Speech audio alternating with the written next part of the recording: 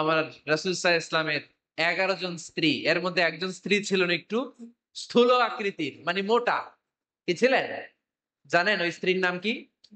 সফিয়া। কি নাম? সফিয়া বিনতে হুয়াই ইবনে আখতাব। উনি আল্লাহর হাবিব সাল্লাল্লাহু আলাইহি ইসলামের সব স্ত্রীদের মধ্যে থেকে একটু স্থূলকার ছিলেন, একটু ফেটি ছিলেন, মোটা ছিলেন। আম্মা জান আয়েশা একবার ওনার প্রতি রেগে আল্লাহ রাসূল সাল্লাল্লাহু আলাইহি ইসলামের কাছে বিচার দিলেন যে আপনার মুটি বউ, মুটকি বউ। আল্লাহর হাবিব সাল্লাল্লাহু আলাইহি ইসলাম এই কথা শুনে রেগে গেলেন। আয়েশা, এটা তুমি কি বললা? তুমি সফিয়ারে মুটি বলে গালি দিলা।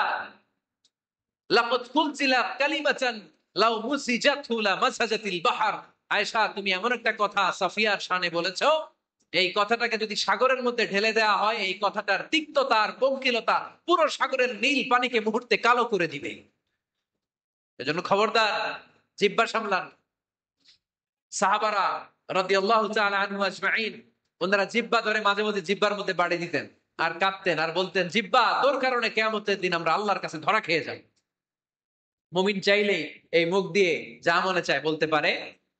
তাহলে 4 নাম্বার গাইডলাইন হচ্ছে লা ইয়াসখার কওমুন মিন কওম, কোন বিশ্বাসী বান্দা কখনো অন্য বিশ্বাসী বান্দাকে ঠাট্টা বিদ্রূপ করতে পারবে। 5 নম্বরে আল্লাহ বলতেন ওয়ালা